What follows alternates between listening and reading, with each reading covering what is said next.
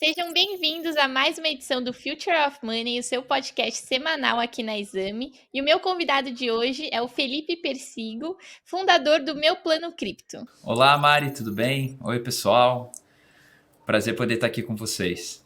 Legal, Felipe. Bom, eu te chamei aqui para a gente falar um pouco sobre o cenário cripto, né? Bitcoin. A gente vai ter o halving aí em breve.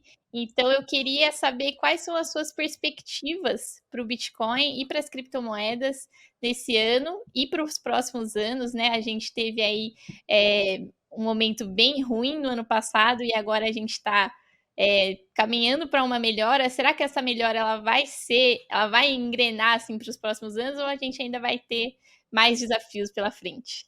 Olha, eu diria que essa é tipo a pergunta de US$ 1 milhão, né? Mas eu acredito que o investidor que chegou até agora, por conta desse inverno cripto que nós tivemos, e ele está até agora nesse mercado, eu acredito que as perspectivas daqui para frente são muito boas, né? A gente viu o Bitcoin sendo ali de quase US$ 70 mil, indo para próximo de US$ 15 mil, né? Se nós formos olhar, é uma queda gigantesca. E mesmo assim, muita gente se manteve no mercado, né? Nós, até como educadores financeiros, pessoas que têm alunos e pessoas que investem nesse mercado, a gente percebe, obviamente, uma diminuição, mas ao mesmo tempo o aumento de pessoas que permanecem no ciclo, né? Então eu acredito que para os próximos anos nós devemos sim ter um aumento no nível de investidores, consequentemente no interesse do mercado, consequentemente no preço do ativo que vai vir a subir, né? Então eu realmente acredito que a gente vai vir a ter mais uma onda de alta no próximo ano ou no ano seguinte, 2024, 2025, né?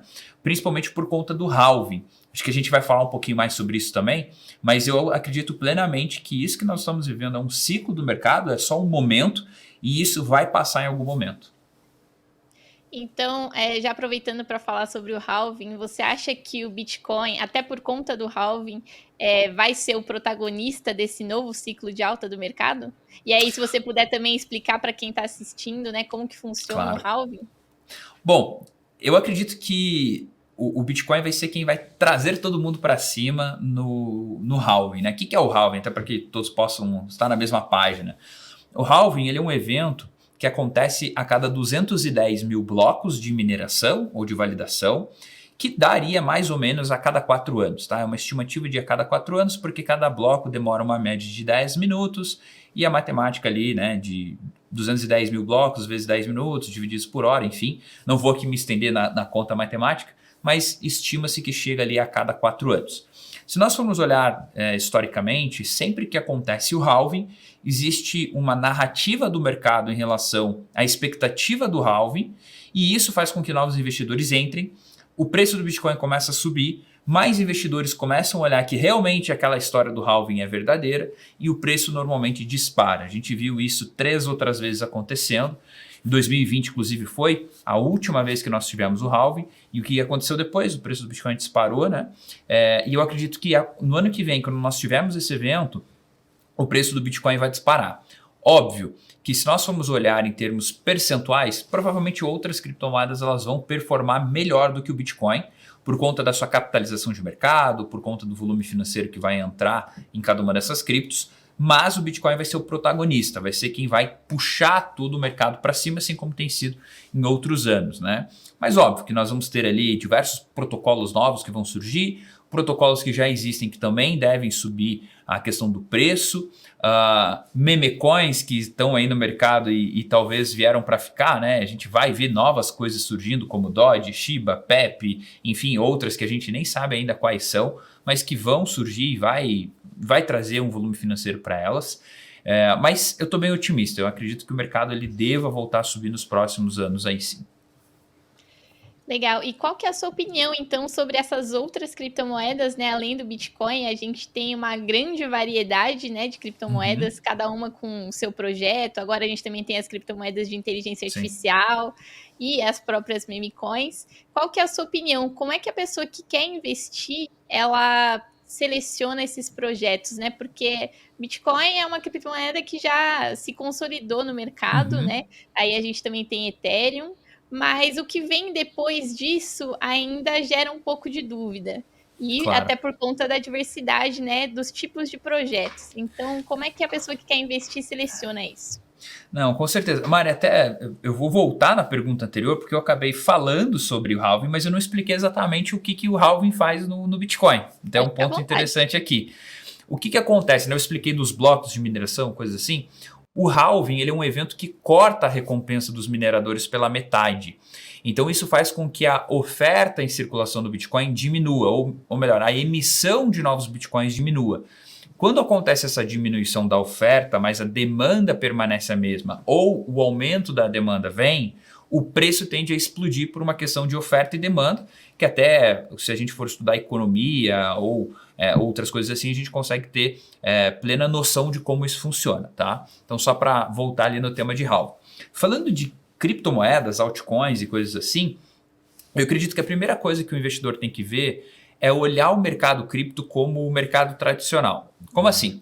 No mercado tradicional, a gente tem empresas de varejo, empresas de energia, empresas ligadas a petróleo, enfim, uma série de classificações de empresas.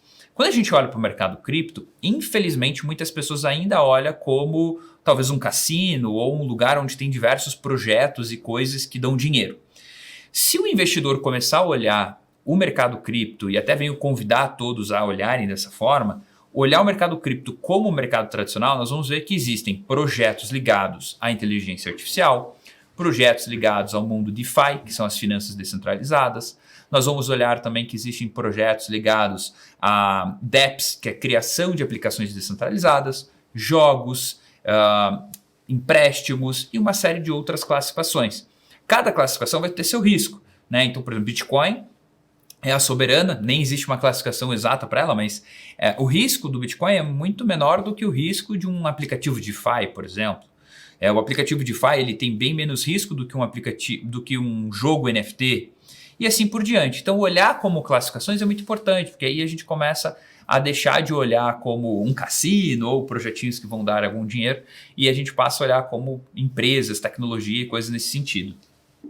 E como que. E você acha também que essa avaliação que o investidor tem que fazer é até parecida, né, com as empresas? Porque também tem muito projeto em cripto que promete, vou fazer um monte de coisa. E como é que a gente percebe que realmente esse projeto tem chance de cumprir o que ele está prometendo e valorizar e o seu investimento realmente fazer Olha, sentido? essa pergunta ela é uma pergunta bem capciosa, assim. E existem coisas para mitigar o risco, eu acredito, mas muito vai também um pouco da intuição ali do mercado.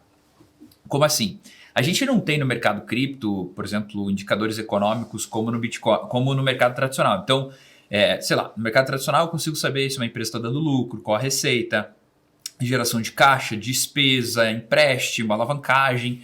Já no Bitcoin a gente não tem esses dados econômicos. O que a gente tem no mercado cripto, em Bitcoin e outras criptomoedas, são os dados on-chain que nós chamamos, que são dados onde o blockchain traz para nós e a gente consegue ter uma ideia de comportamento, sentimento, essa questão econômica de uma forma diferente. Então existem formas de você olhar dados econômicos, vamos assim dizer, das criptomoedas, mas o básico seria você olhar quem é o fundador do projeto, qual é a equipe técnica, entender qual é a interação da comunidade dentro das redes sociais, olhar fóruns, entender o que está sendo desenvolvido, o que já foi desenvolvido, o que foi prometido, o que foi cumprido. E aí você começa a ter uma expectativa de que aquele projeto venha a dar mais certo do que outros. A gente não tem como garantir nem ter certeza, né, enfim, da execução do projeto. Então a gente faz mais uma análise que exclui coisas ruins do que de fato bate o pé com certeza que aquilo vai dar certo, né? Até por ser um mercado novo, até por ser ter projetos novos, tecnologias novas, a gente ainda não tem muita noção qual vai ser o desdobramento disso para o futuro. E no mercado cripto a gente tem várias estratégias de investimento, né, que vários investidores começaram a fazer e aí foi dando certo e virou realmente uma estratégia. E aí, nesse sentido, recentemente teve um dado que quando o Bitcoin bateu 31.800 mil dólares recentemente, a maioria das pessoas que estavam fazendo a estratégia que chama Dollar Cost Averaging estavam no lucro. Então, qual que é a sua opinião sobre essas estratégias? Você recomenda que o investidor faça isso, tanto com Bitcoin, ou será que é aplicável também para outras criptos? Não, legal. Eu acredito que a técnica do DCA, né, o Dollar Cost Averaging, é a melhor técnica. Até seria o DCA aliado com o rebalanceamento de carteira, que é o que eu falo muito, que eu acredito muito, que eu fiz e que deu certo, né? O DCA nada mais é do que você comprar todos os meses ou comprar uma certa periodicidade com a frequência exata, com o montante ali e não olhando o preço, né? Então seria praticamente toda semana comprar R$ 2.000, por exemplo, ou R$ 1.000, ou R$ 500, ou R$ 50, todas as semanas, toda segunda-feira, num determinado horário e não me importando com o preço, né? Ou todos os meses, enfim, a periodicidade que a pessoa quiser. Isso é muito importante para o cara ter consistência, ele tem que ter muita consistência, determinação, resiliência e não se importar muito com o preço, né? E ele faz isso por um período e isso tem se mostrado ser muito vencedor. Até tem um estudo do Nick McGilly, que ele fez um estudo com o S&P 500, né, para provar a estratégia DCA. Então ele pegou o S&P 500 em retrocesso, sei lá, 70 anos, e ele fez um estudo onde mostrava as melhores baixas do mercado, ou seja, o ponto mais baixo do mercado, e ele pegou uma pessoa que fez DCA. Então, de um lado, teria uma pessoa que faria aportes todos os meses, recorrentemente, independente do preço, e do outro lado, nós teríamos uma pessoa que acumularia dinheiro até uma grande queda do mercado e compraria nessa grande queda. E aí, mesmo nesse estudo mostrando o ponto exato do melhor momento de compra em uma grande queda do mercado, em 80 anos se mostrou ser mais vencedor você comprar todos os meses, independente do preço, do que você esperar os melhores momentos de queda. Lembrando que no estudo a gente sabe o melhor momento da queda, né? A gente na vida real não tem como saber, acertar o menor ponto de compra historicamente. Então esse estudo até se chama Nem Deus Bate o DCA, porque é como se a pessoa fosse Deus, soubesse exatamente os melhores momentos de compra, né? Mas só fazer o DCA para mim também não é a melhor estratégia. Por quê? Como o mercado cripto é muito volátil, a gente vê criptomoedas, portfólios saindo de X e multiplicando por 5, 10, 15 vezes muitas vezes.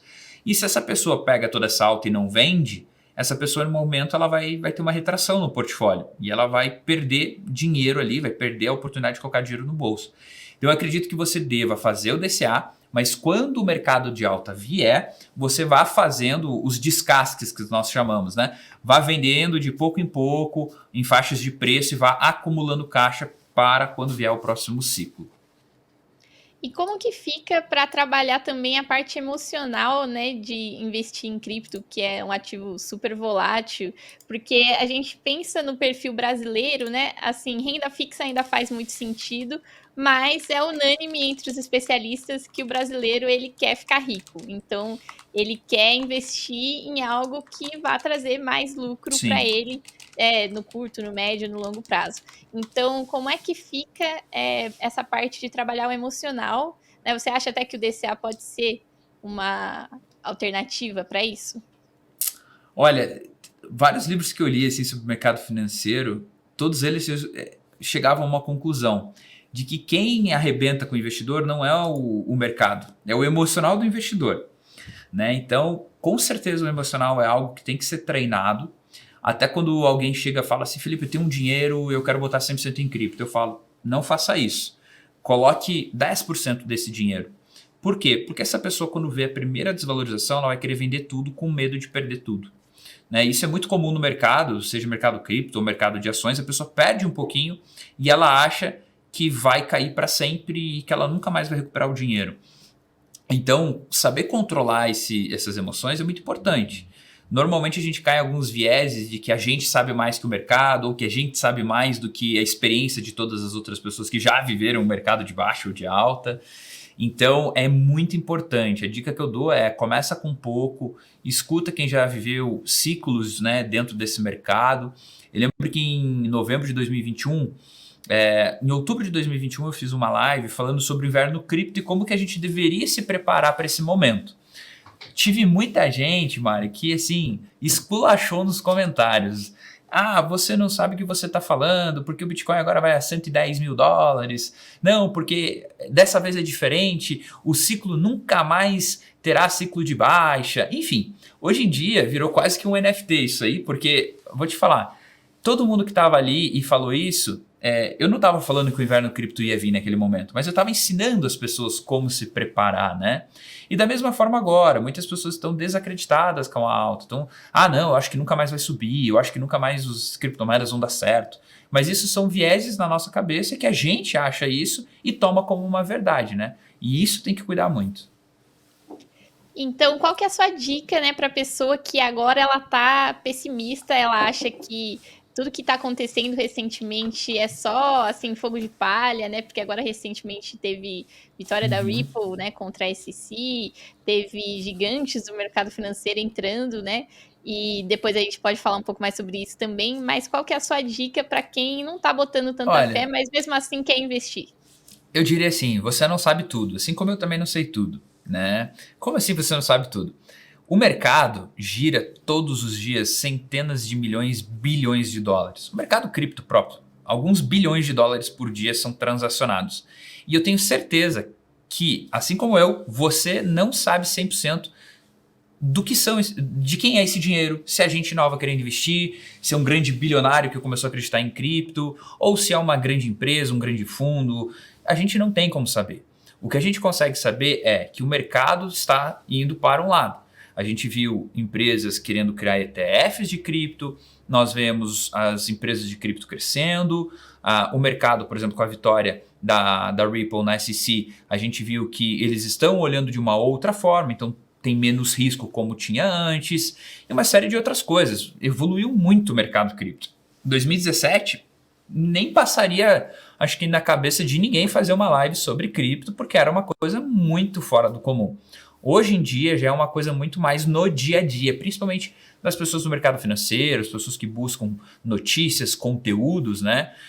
Pessoas que assinam e veem as colunas aqui. Então, eu acredito que assim, a gente tem que reconhecer que a gente não sabe tudo, entender que existe muita coisa que a gente não faz ideia do que está acontecendo nesse mercado, e a gente afirmar que não vai dar certo ou que acha que acabou é muito pequeno, porque tem muito dinheiro alocado nesse mercado e são alguns milhões de pessoas que estão investindo. E a gente não consegue ter certeza pelo comportamento dessas, sei lá, 100 milhões de pessoas que investem, né? Então, eu acho que é ter essa noção de que a gente não sabe tudo. Legal. Agora, aprofundando um pouco mais, né, sobre cenário, principalmente nos Estados Unidos, né, teve essa vitória da Ripple contra a SEC, mas antes disso a gente já vinha tendo um movimento mais otimista em relação ao Bitcoin, né, por conta da BlackRock, da Fidelity, todas fazendo movimentos pensando mais em Bitcoin, e até por conta, né, dos processos da SEC não mencionarem Bitcoin, eu acho que levou, assim, todo mundo para o Bitcoin. E aí, agora que a Ripple venceu e tudo mais, a gente viu também esse movimento voltando tanto para XRP quanto para Solana e todas as criptos que estavam mencionadas, né, nos processos. Então, qual que é a sua opinião sobre isso? Eu acredito que foi uma vitória boa, né? Eu não sou muito fã de Ripple, mas eu acho que a vitória ela foi boa para trazer um precedente para o mercado cripto de uma certa forma. Lá nos Estados Unidos tem muito isso no direito, né? Os precedentes, enfim. Então eu acredito que com a vitória da Ripple a gente meio que não é que garante, mas a gente já tem uma ideia da linha que pode ser adotada por uma Matic ou por uma Solana ou por uma criptomoeda que se enquadraria na mesma classificação do que a Ripple ali, né? Que seria um security token. Então, isso é maravilhoso. Eu acho que essa vitória é muito boa. Eu acredito que a SEC, os órgãos americanos, eles estão numa caça às bruxas das criptos. E ao contrário do Brasil, que a gente vê o Banco Central muito pró-cripto, indo atrás, querendo desenvolver o mercado, nos Estados Unidos a gente vê que eles têm muito medo, eu acho que é um pouco batendo o pé no chão demais, sabe? Eu acredito que quando eles se perceberem que estão fazendo alguma burrada, eles vão voltar atrás e tentar compensar o que foi perdido. Mas é só os Estados Unidos, do meu ponto de vista, que hoje está dando um tiro no pé nesse sentido, né? Mas, sem dúvida, a vitória ela é muito boa. E você acha também que isso pode sinalizar que eles vão aprovar o ETF da BlackRock? Eu vi que, eu confesso que eu não li 100% a matéria, mas eu li uma manchete recentemente que tinha sido, não é pré-aprovado, mas tinha passado no primeiro crivo, né? Eles tinham protocolado, deram como não vamos passar para frente. Eles refizeram o protocolamento e passou na primeira etapa.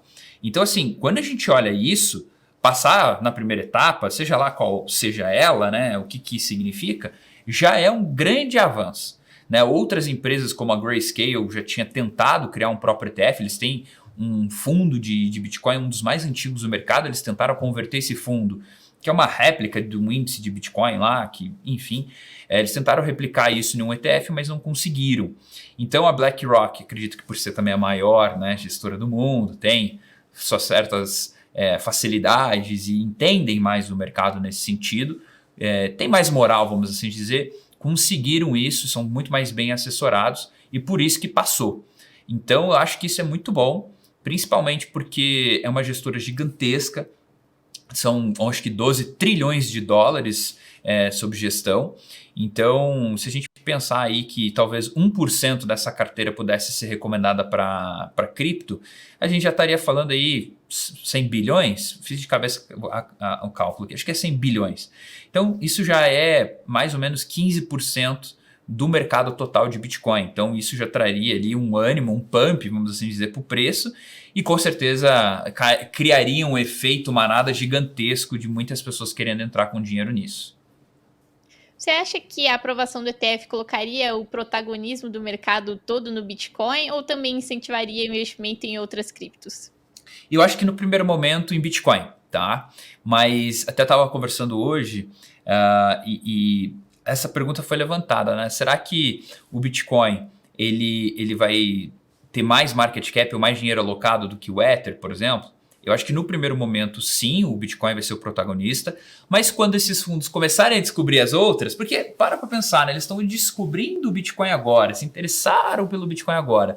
Com certeza, quando eles começarem começarem a olhar para esses outros mercados, aí sim pode ser que as outras altcoins elas venham a ter uma subida de preço muito grande, porque muitas delas têm 1, 2 bilhões de market cap, e a gente está falando que uma BlackRock colocar 10, 15, 20 bilhões não é nada. Então isso já faria o preço da moeda talvez algumas vezes, né? Então acho que num primeiro momento Bitcoin, num segundo momento as outras moedas. E você acha que essas narrativas positivas, né, tanto para Bitcoin quanto para cripto, falando em BlackRock e melhoras regulatórias nos Estados Unidos, eles ajudam a construir a narrativa de cripto para que esse mercado se torne mais robusto caso venha acontecer novos casos como FTX e outras, Luna e tudo mais, o mercado seja mais robusto para enfrentar isso sem cair tanto? Olha, eu acho que esse processo de Luna, FTX, assim como quebra de outras corretoras no passado, é o processo natural do mercado, né? Eu costumo dizer que o mercado cripto ele é antifrágil, porque acontece essas quebradeiras, o mercado reconhece, sofre no curto prazo, mas no longo prazo ele se fortalece muito, porque ele tira da jogada todas essas coisas ruins que aconteceram e vai ficando cada vez mais forte. Então, eu acredito que a narrativa sendo construída através dos ETFs, halving, a melhoria da economia americana, juros caindo, pode ser sim, um catalisador gigantesco para o mercado e talvez uma onda de hype assim, nunca vista, né? Porque daí a gente teria todos os astros se alinhando. Taxa de juros caindo, economia americana voltando a bombar, halving, BlackRock com um cripto. Nossa, para mim isso seria tipo um sonho, assim, né? Se isso acontecesse, seria muito maneiro. E você acha que um dia a gente vai olhar para Bitcoin e cripto como se fosse ativo tradicional? Porque ainda é muito alternativo, né? Tem toda aquela narrativa de não tem nenhum governo, nenhuma empresa por trás. Mas será que um dia isso vai ser normalizado? Você acha? Olha, você sabe que se a gente for olhar lá o white paper do Bitcoin, né, a ideia quando o Satoshi trouxe, acho que hoje ele estaria assim, se revirando, ele deve estar se revirando no caixão dele. Porque o Bitcoin, gente, ele foi criado para combater o sistema americano. Era para ser tipo uma moeda alternativa ao dólar, era para tipo quebrar o sistema americano. E hoje a gente comemora quando os grandes fundos, quando o dinheiro entra no mercado, né? Então, tipo assim, ele perdeu o principal propósito lá atrás. Mas isso nem não significa que é ruim por conta disso, né? Mas quando a gente olha para o mercado assim em si, eu acredito que tem muito ainda para crescer nesse sentido, né? Então, como que eu poderia assim sintetizar, né? Eu acho que se a gente for olhar o mercado como um todo, ele vai crescer ainda, ele vai evoluir ainda para várias vertentes, mas ainda tem que esperar o amadurecimento, né? Talvez o que faria esse amadurecimento chegar ainda não sei, mas tem coisa ainda para acontecer. Legal. Bom, agora esquecendo tudo que a gente falou sobre DCA e comprar de pouquinho em pouquinho, eu vou fazer a pergunta de US$ 1 milhão, né? Se você acha que Ixi, agora é o momento de comprar Bitcoin. sempre é o momento de comprar Bitcoin. Sempre é o momento de comprar Bitcoin. Sabe, Mari, eu tava pensando outro dia que assim, as pessoas têm muito risco têm o medo da volatilidade do Bitcoin.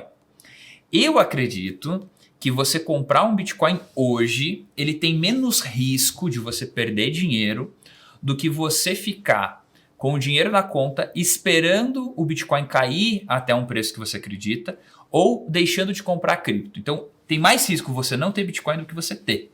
Então, eu diria que é sempre um bom momento para comprar Bitcoin. Quando o Bitcoin estava 15.800, foi a última vez que eu comprei assim uma quantidade razoável que eu tinha para aportar, né? E as pessoas falavam, mas vai a 12 mil. Eu falei, meu amigo, eu tô comprando desde os 20. Se for a 12, eu vou comprar a 12. Tá 15.800, vou comprar 15.800. E foi muito próximo da mínima, né? Hoje o Bitcoin é quase o dobro do preço do que estava. E ainda tem pessoas que acreditam que o Bitcoin possa cair abaixo dos 20, o que eu acho muito difícil. Estaria falando de uma queda de mais de 40%, né? Lógico, não estou dizendo que não possa, mas é muito difícil isso acontecer agora. Legal, Felipe. Bom, tem mais alguma coisa que você gostaria de falar? Olha, eu queria falar para as pessoas, estudem, aproveitem para esse momento do mercado, é um momento único, é um momento que agora é hora de plantar para colher ele lá na frente. Eu sei que o mercado muitas vezes ele está andando de lado, o Bitcoin subiu, beleza, mas ele fica ali entre 29, 31, 29, 31 e parece que não tem tanta emoção quanto antes, né? Mas se você plantar, colocar dinheiro hoje, eu tenho certeza que em 2, 3 anos você vai ter mais dinheiro do que você colocou, né? Até brinco com meus alunos. Cara, coloca o dinheiro. Se em 5 anos você não tiver um lucro, né? Não estou dizendo que em 5 anos ele tem que estar com o lucro lá. Eu falei, se em 5 anos você não tiver um resultado positivo, eu devolvo o teu dinheiro. Porque eu tenho certeza que o mercado ele vai crescer, ele vai se desenvolver. Né? Então, estudar e fazer parte dessa economia que está surgindo agora é muito importante. Legal. Bom, eu amei o nosso papo. A gente falou sobre bastante coisa interessante para quem quer investir em Bitcoin agora. Foi um prazer ter você aqui. Bom, a gente vai ficando por aqui, mas não se esquece de se inscrever no canal e seguir o Future of Money nas redes sociais.